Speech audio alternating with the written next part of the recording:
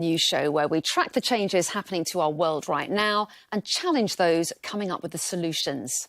Now, there are different interpretations this evening about why key climate targets were dropped from the UK-Australia trade deal.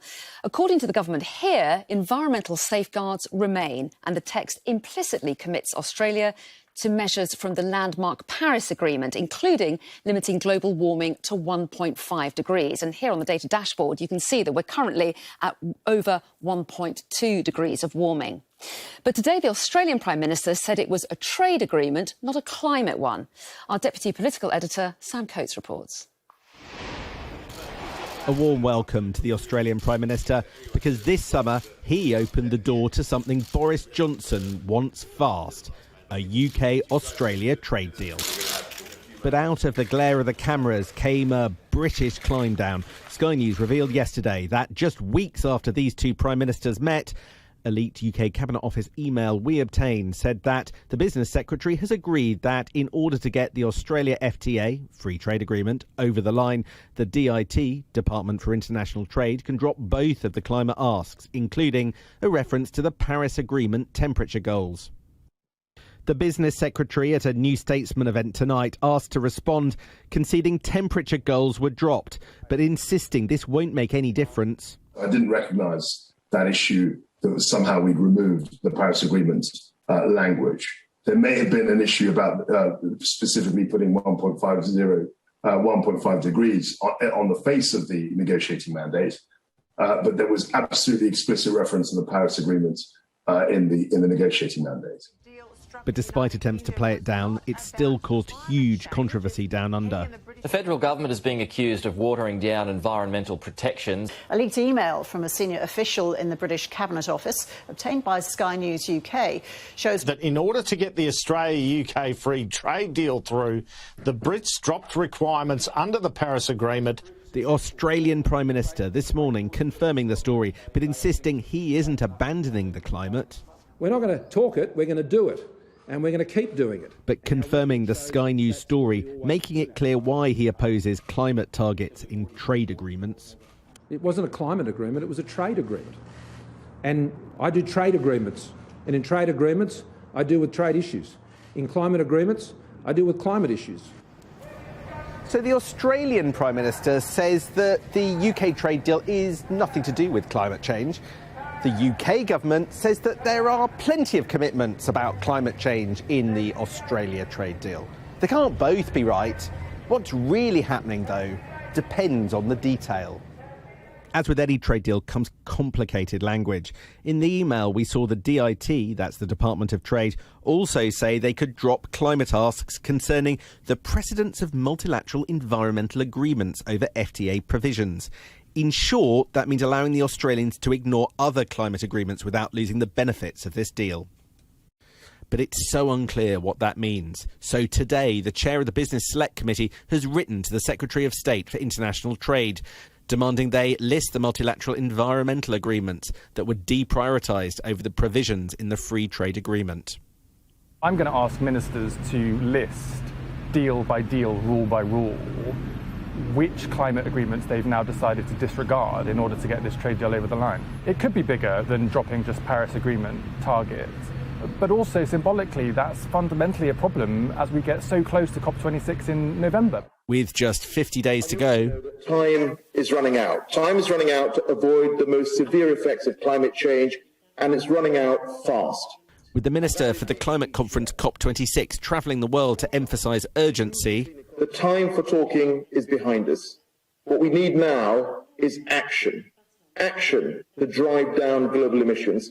Action to protect people and nature from the effects of climate change. Actions, not words, matter, especially as everyone prepares to turn to Britain to show climate leadership. Sam Coates, Sky News. In today's other climate news, Sir David Attenborough has urged politicians to do more to help people cut their emissions in order for the UK to reach its climate targets by 2050. Speaking 1 year on from the publication of the first UK-wide Citizens' Assembly on Climate Change report, the naturalist and broadcaster said the public need to be given confidence that the changes needed to cut emissions are desirable and possible. Some of the world's most climate-vulnerable countries have said November's COP26 summit must not be delayed. The chairman of the Alliance of Small Island States said climate change is not pausing and urgent action is critical to giving developing small island states a chance of survival. The intervention comes after calls for the meeting to be postponed due to failures in the global vaccine rollout and fears that quarantine could exclude some countries from the talks. It's World EV, or Electric Vehicle, Day, and to mark the occasion, the government's launched a new free app. EV8 Switch is designed to encourage hesitant petrol and diesel car owners to make the switch to electric by calculating how much money and CO2 they could save. The government has also committed to additional support for small businesses and renters to install EV charging points. And we're going to be discussing electric cars and whether they really are as green as they seem in our daily climate show debate. And today I'm joined by the economist Vicky Price and climate columnist at The Independent, Donica McCarthy. That's coming up in a few minutes' time.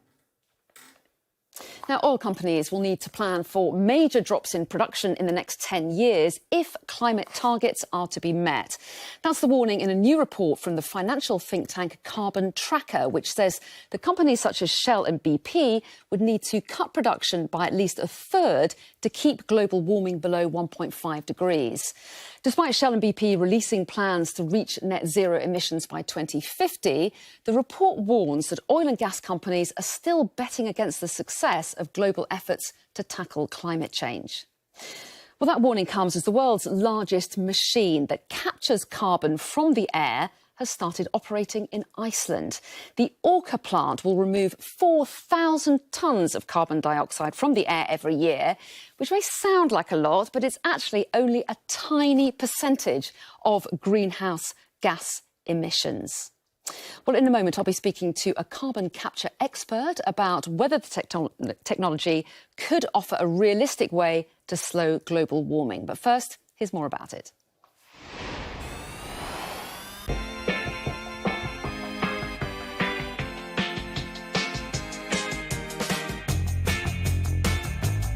So CO2 that was in the environment yesterday is in this pipe today.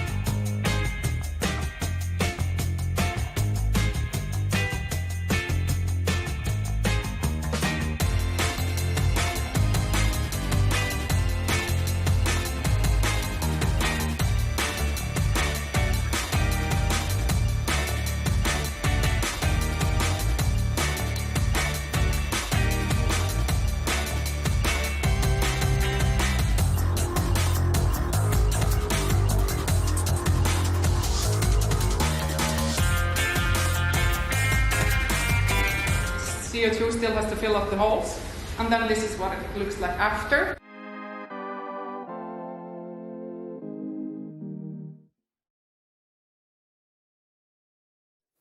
Dr. Mai Bowie from the Centre for Environmental Policy at Imperial College London is an expert in carbon capture and joins me now. So welcome to you. So a giant machine that sucks carbon dioxide out of the air. Is this the big solution to climate change that we need? Yes, it's going to be one of a combination of different technologies within our portfolio.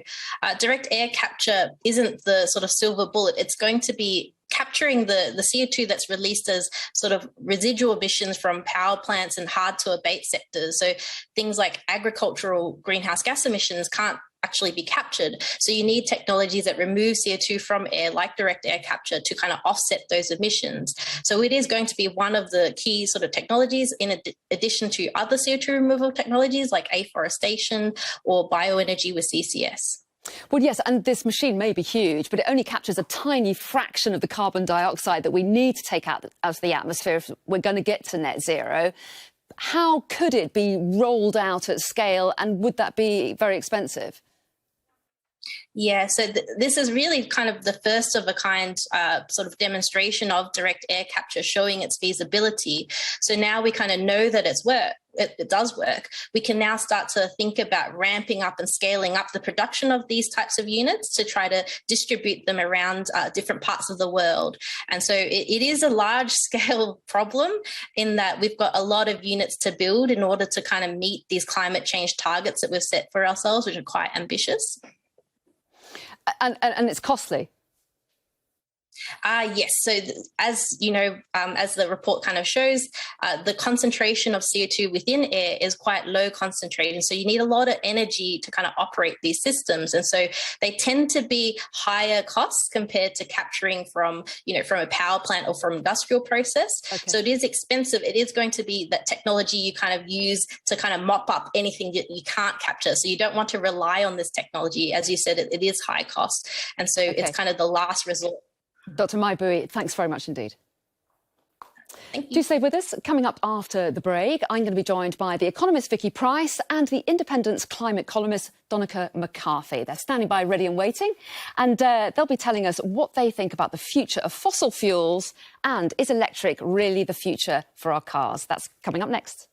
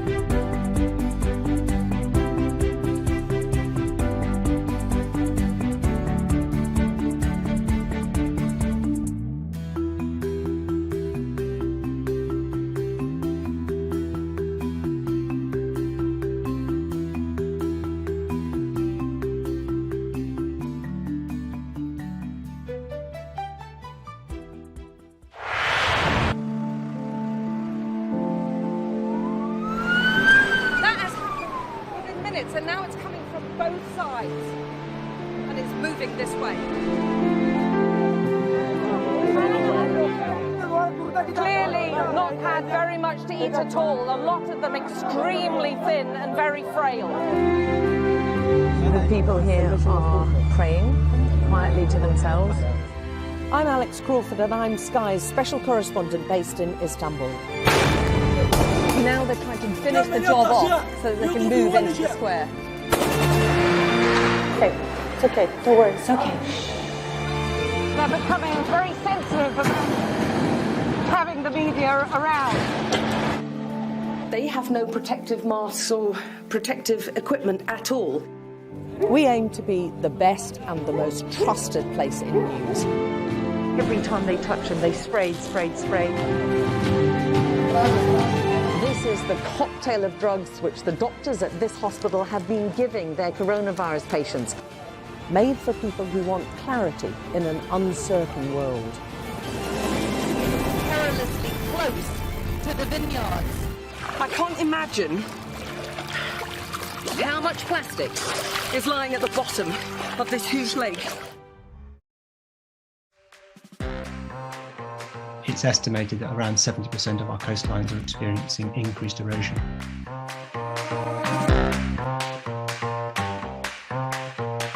We start with a steel structure that we put into the seafloor.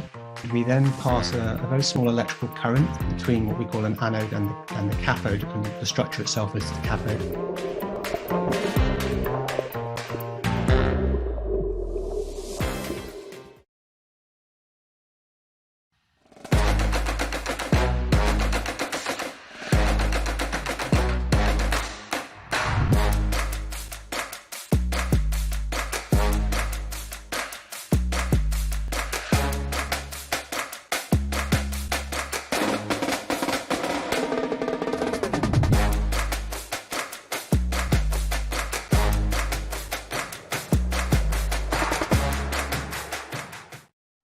Did you know if we use less energy, we can reduce air pollution? Like turning off the lights? Yep. It'll be a grey and foggy start to Friday with patchy rain in the north and west. As skies brighten, scattered showers will break out. These could turn heavy and thundery again. The focus for the heavier downpours will be in the north and east. Taking a look at the daily air quality index, where levels of air pollution are bandied from 1 being low to 10 being very high, Low levels of air pollution are expected on Friday, with just the odd pocket of moderate air pollution in the north. The Air Quality Report, sponsored by Philips Air Purifiers.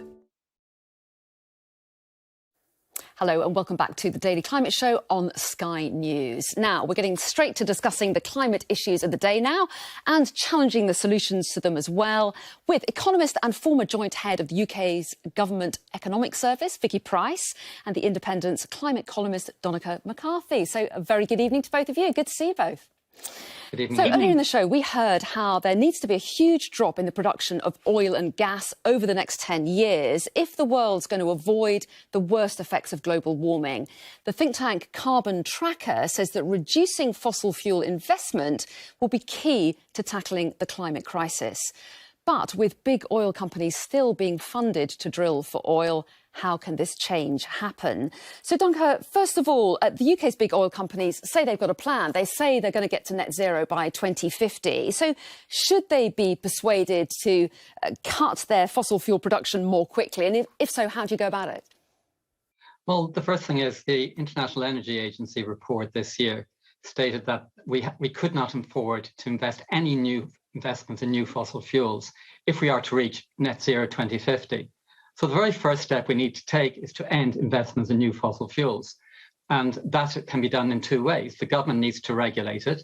And secondly, the banks need to stop lending billions of dollars to the oil corporations to expand their current exploration and projects.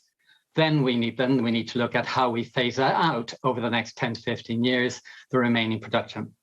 OK, and let's take a look at why we're talking about this, Vicky, because here, this is what the Carbon Tracker has said about fossil fuel investment. They say £13 billion of fossil fuel investment approved in 2020 was inconsistent with global warming of 1.65 degrees, not to mention the 1.5 degree target. So do you think the government should step in to stop investment in fossil fuel companies right now? I think there is no doubt that something needs to happen if we are to meet the targets, but it's worth bearing in mind that, in fact, if you look at the energy companies, the independent energy companies, which are funded by central banks, by the banking system, which the central banks, of course, control and therefore can do something about it, they only, I think, account for something like 15% of production, some 12% of oil and gas reserves. So quite a lot of the rest is held by national oil companies run by states, so countries basically own them, and they are subject actually to very different rules. So we've got to watch what we do in terms of how we address it by just attacking, if you like, Western energy companies that, for the moment anyway, provide quite a lot of what we need, certainly in the West. Although we've seen periods, of course, with oil crisis when we have been relying quite a lot on other parts of the world to provide us with oil, which have, of course, led to very substantial increases in prices and drops in GDP and so on in the Western world, recessions and so on. So we have to be a little bit careful about wishing to, if you like, attack firms which at present provide us with quite a lot of our needs. And second, what they do is... OK, I'm going to let Donncha come in there quickly. Come in. Yeah, it's not a question of attacking these companies, these corporations. What Carbon Tracker is saying clearly, investing billions and trillions of dollars in new fossil fuel investments is actually endangering those companies' future. Some oil companies have already moved out of oil and gas to renewables, such as Ørsted. And what they're saying is that if BP and Shell invest trillions of dollars, including the state corporations around the world, they're investing in products that cannot be sold. And that's a disaster for the future economy. And you're right. The International Energy Agency report didn't refer just to Western oil corporations, but to all oil corporations, whether state or private. So it's clear, absolutely clear from an economic point of view. Investing in new fossil fuels is actually putting a suicide note to the future of our economy, and we cannot afford it. And I would say to people today, they really need to look at where their bank accounts are and to ensure that they switch them away from banks that are investing in destruction of our future. OK, I'm going to move us on, Vicky, if that's OK, to our next subject, because it's World EV Day, Electric Vehicle Day, designed to celebrate the benefits of more sustainable cars. But are electric vehicles really the answer to how we'll all need to get around in the future once petrol and diesel cars are phased out? Vicky, what do you think of this? Are electric cars the future in your view? I think they are the future, but of course, for the moment, they are still quite costly to produce. They emit quite a lot of CO2 in the production of them, and they are very expensive for most people. And of course, they rely on batteries, which need to improve very significantly. I think it is worth bearing in mind that there are loads of technologies of the future that we're going to be depending on, and battery is going to be one of them. If they're sorted out properly in terms of the range that they allow you to have, and also in terms of the cost of producing them, and whatever you do with, once they run out of their lifetime themselves, in fact, disposing of them, then of course EVs are a way of getting around in the future. And I think definitely the investment needs to go there, but we're not there yet. OK, and let's take a look at a few stats, Donnachadh, because we can see that in August 2021, so last month, we saw a 32.2% increase in pure electric car sales in the UK. That compares to the same month the year before. So consumer demand clearly on the up. But do you think they solve our green transport issues? Electric vehicles are an excellent response for emergency vehicles and essential vehicles. But there are 1.4 billion vehicles on the planet.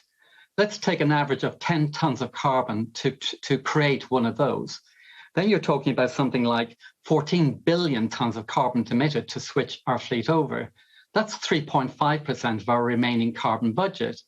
For one car, somebody buys a new EV or a new diesel car this year, you're talking between 10 to 30 years of the electricity emissions for their household. So you're basically saying we shouldn't drive at all? We should give up all cars, including electric ones?